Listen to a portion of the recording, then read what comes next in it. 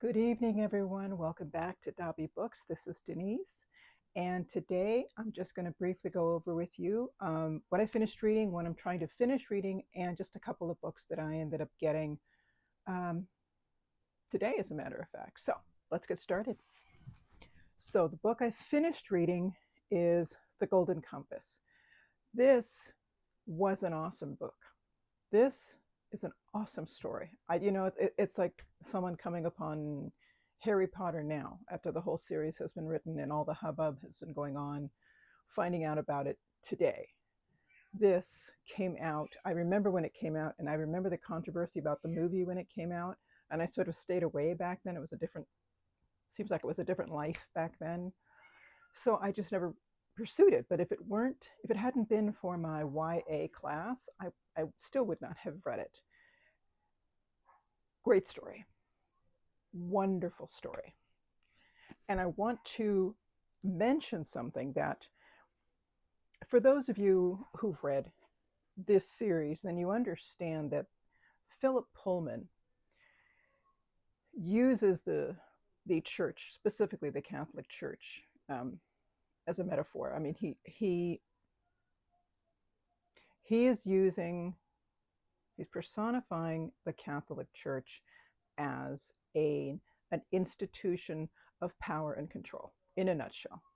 And that's what he's doing in this book. So I understand the controversy and having, teenagers read this sort of thing. But I want to say something that I think is really important.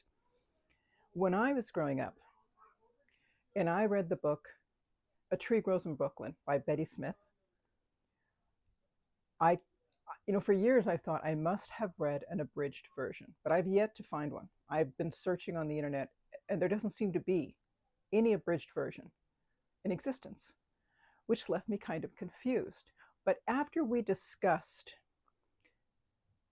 the contents of this book in class, addressed the critiques of it, and other authors and literary scholars who talked about this, I have to think to myself, in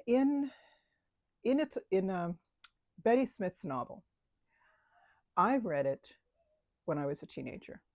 I don't think I read it in middle school. I think I read it as a teenager, young teenager. So let's say 13. Okay. And when I read it again in adulthood, I caught on to a lot more things in that story. For one, I mean, I understood when I was younger that her father had a problem with drinking. Whoopty, right? As I got older, I was able to understand more of the nuances to that. There were more layers to that as an adult with more life experience and a bigger vocabulary, for example, I was able to understand on a deeper level.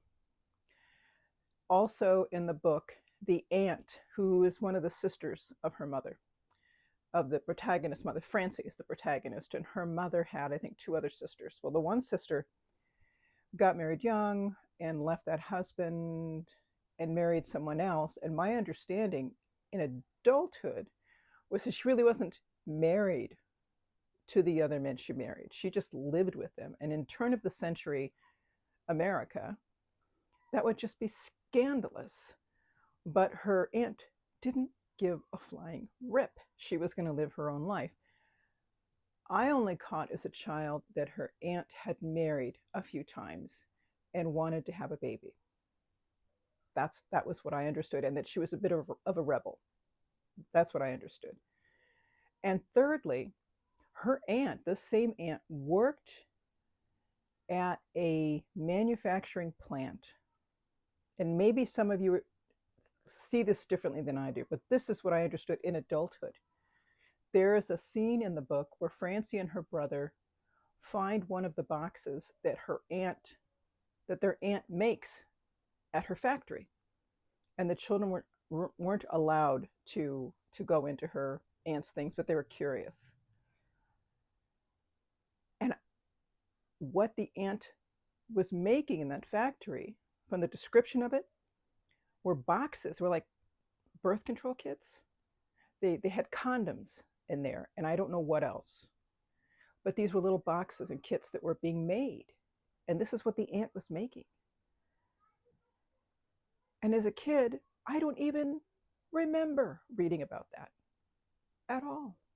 So it's interesting that one argument is a young mind. Let's say you have a 13-year-old reading this book. Sure, they're catching on something about a church,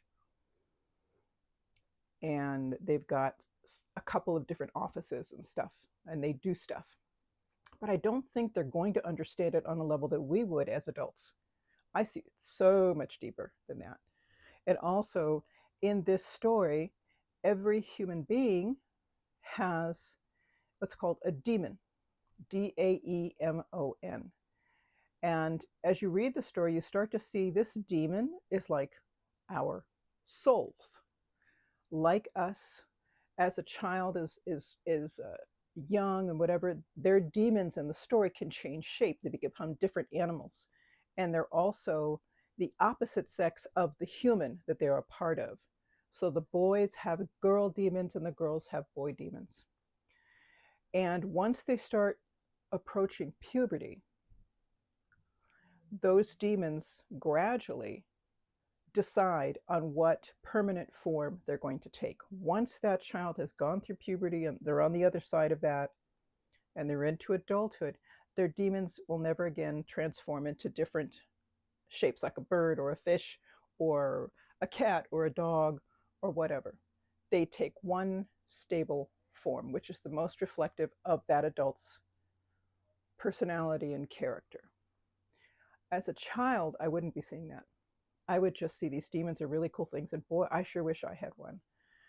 So that's just something I wanted to bring forward to you. As adults, we're going to read this. I think you will thoroughly enjoy it reading it as an adult, and I think that if a younger person were reading it, that I guess just for myself, if like my 12-year-old granddaughter wanted to read it, I'd let her read it, and then I would let her bring up the questions, that she might have, because I want to try to remember where I was at her age, and there were so many things that I was not yet aware of, and she might just not.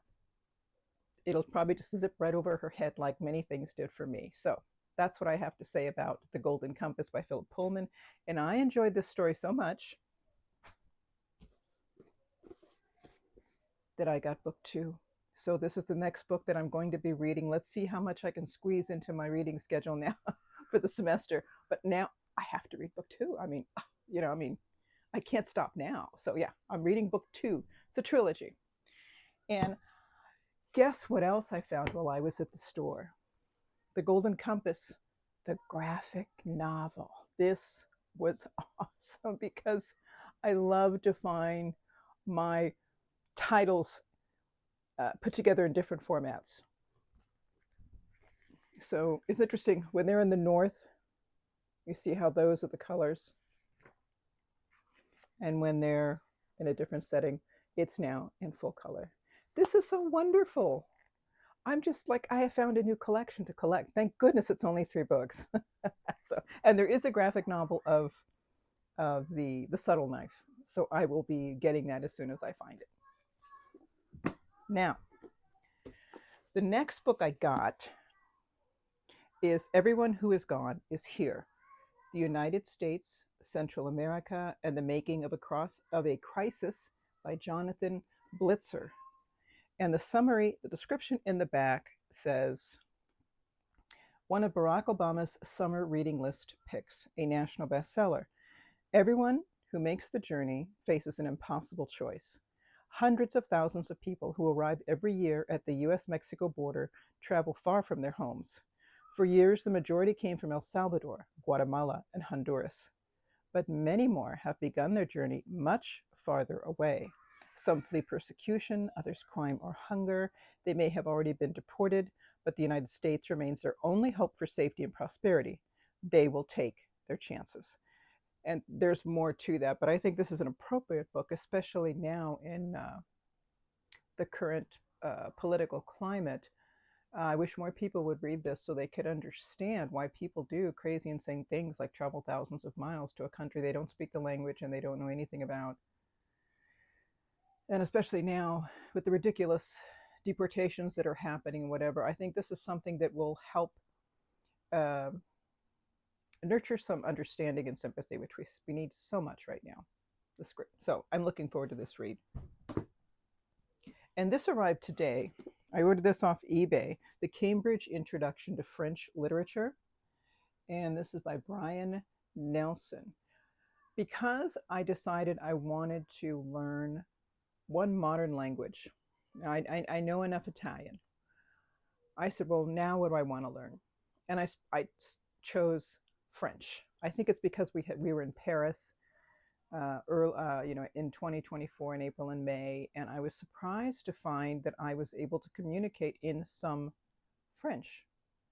And I thought, maybe I can learn French. For years, I thought I could never learn it because when it came to pronunciation, it was hard for me. Every time I tried to pronounce French, it seems I was pronouncing more Spanish than French. And, my paternal grandfather was from Belgium. He came to the States when he was 16, and he was fluent in French. He came from the French side of Belgium. And I still have family in Belgium. And I thought to myself, I would love to learn enough French so that when and if I ever do meet my family in Belgium, I'd like to communicate with them at some level, right? Because I can't count on the fact that they know enough English, if at all. So that's what I've been learning on Audible, which I have a membership to. There's the Pimsleur foreign language. I think that's the best. I think it's better than Rosetta Stone and all the other ones. Pimsleur really is excellent. So I'm on Unit 1, Week 1, and I'm playing it every day till I know it really well. And I do plan on getting very simple books in French and being able to just read and see a word and understand how to pronounce it and just go through it, which is what I did with Spanish, even though I spoke Spanish since childhood. Speaking and reading and writing are three different skills. Speaking is more natural. But writing and reading are not. They are skills that must be taught, and it seems like it's a different muscle in the brain. So with French, I want to be able to read some, and I want to be able to communicate. My goal really is like a beginning intermediate level for now. So that came today. And I want to make a point here. I don't know if you guys know, but see that little green dot on the spine of my book? Whenever I finish a book, I put a little green sticker on it so that when I look at my shelves, I can see just by looking at the shelves which ones I've read. And a lot of my reference books only have a yellow sticker on it, which means I've partially read through the book. And some of the longer books I have, trying to think of one, like The Souls of Black Folks. That's a series of essays or talks. And I can never get through it during Black History Month. So I try to read, 2 or 3 essays in the month of February. And that's why it has its yellow sticker. I don't have any red stickers. And these stickers you can get at Staples. They come off very easily, so they don't stay on your books or damage them in any way. And it's just a little thing that I do, so I wanted to bring that up. And the next book I'm reading, and this is for the YA class, is Aristotle and Dante Discover the Secrets of the Universe. I'm going to be starting it tomorrow.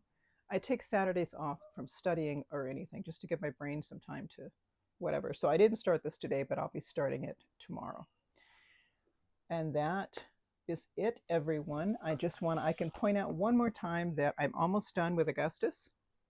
This again is a weekend read because of the semester demands. So I've got this little tiny bit to go here. And what a great book. I'm really enjoying this. So that's it.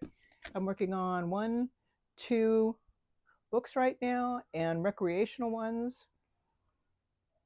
Yeah, is The Subtle Knife or His Subtle Knife. That's it, everybody. I want you to enjoy your weekend, and thanks for hanging out with me. Take care. Bye-bye.